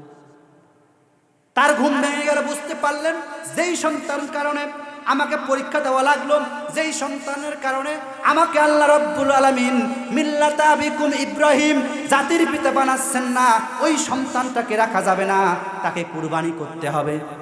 সুবহানাল্লাহ বলেন। এবার ইসমাইল আলাইহিস সালাতু ওয়াস সালামকে সঙ্গে করে নিয়ে মিনা প্রান্তরের মধ্যে গেলেন। সন্তানকে তিনি কুরবানি করলেন। সন্তান কুরবানি হলো না। ইসমাইল আলাইহিস সালাতু ওয়াস সালাম সাইটে চলে গেলেন। সাইটে যেই চলে গেছেন, এইদিকে দুম্বা কুরবানি হয়ে গেছে। আল্লাহ রাব্বুল আমিন ডাক দিয়ে বলে, আপাতত পরীক্ষায় পাস।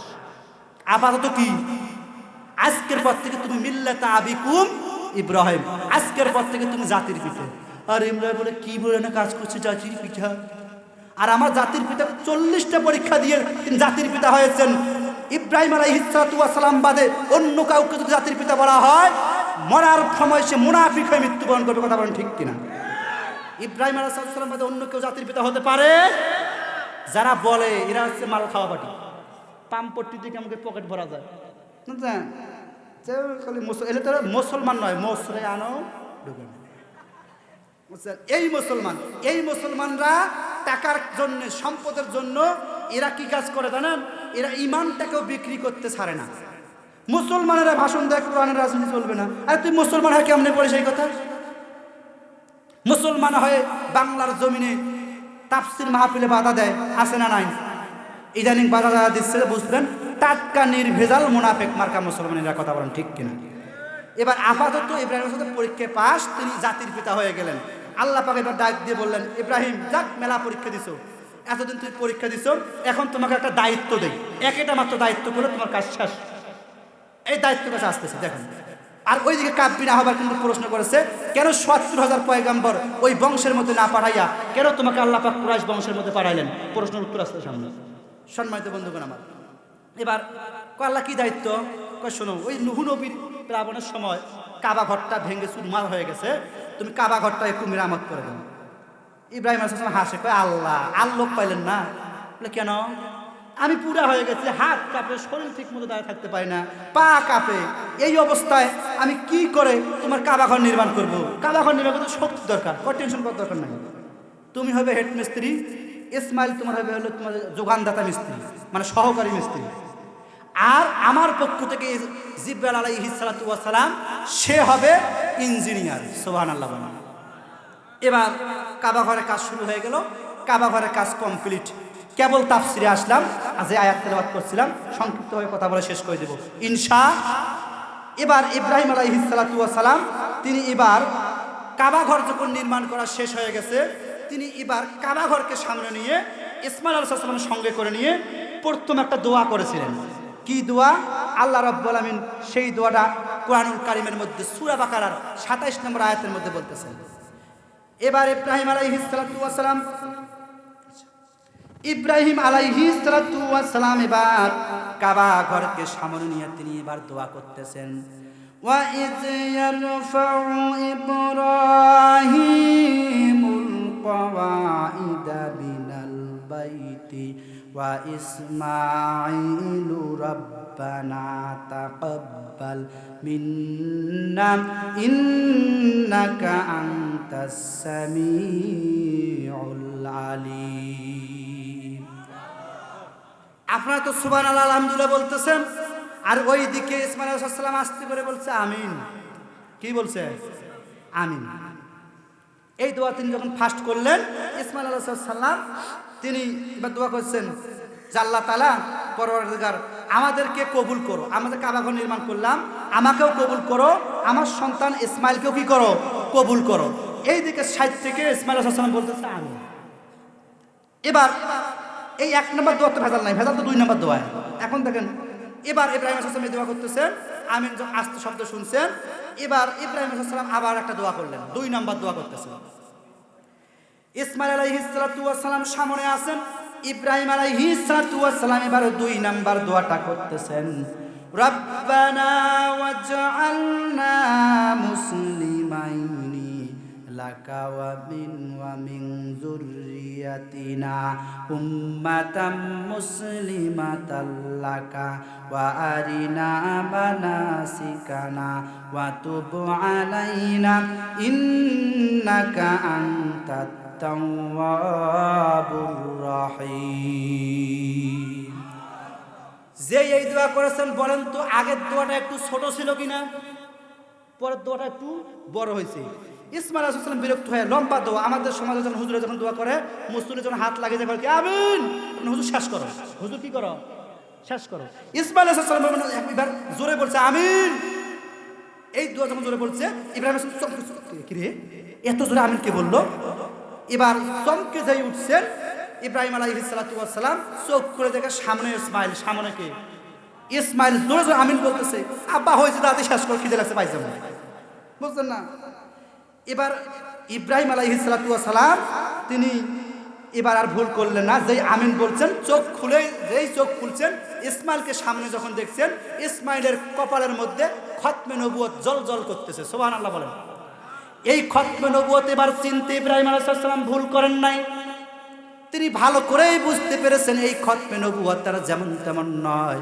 এই খতমে নবুয়তটা হলো আখিরি জামানার পয়গাম্বর বিশ্ব নবী মুহাম্মদুর রাসূলুল্লাহ সাল্লাল্লাহু আলাইহি ওয়াসাল্লামের তিনি যে আসবেন এই ইসমাইলের বংশধরে, এই ইসমাইল আলাইহিস সালামের কপালে আল্লাহ পাক এই খতমে নবুয়তটা সিল মেরে দিয়েছে।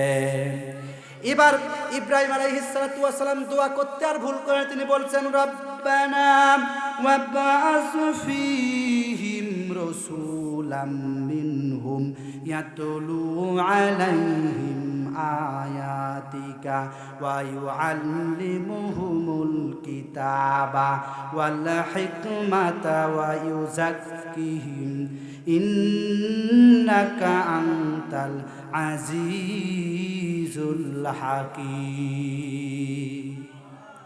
এবার ইব্রাহিম আলাইহিস সালাম দোয়া করতেছেন, হে আমাদের পরওয়ারদিগার, এই আয়াতের তাফসীর করলাম, সেই আয়াত কেবল নাজিল হলো।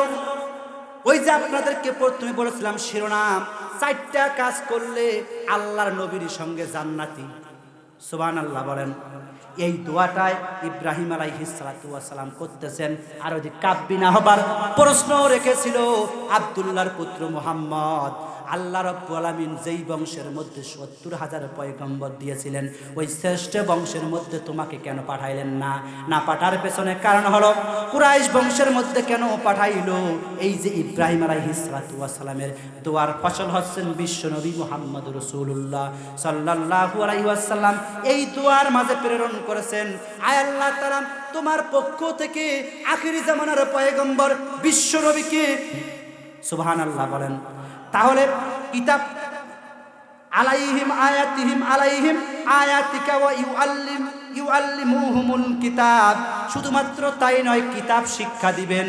আল্লাহ রাব্বুল আমিন এই জায়গার মধ্যে সুন্দর করে বলে দিয়েছেন। কাব বিন আহবারের প্রশ্নের জবাব দিয়ে দিলেন, কাব বিন আহবার রে, ও কাব বিন আহবার, তুমি মনোযোগ দিয়ে শোনো।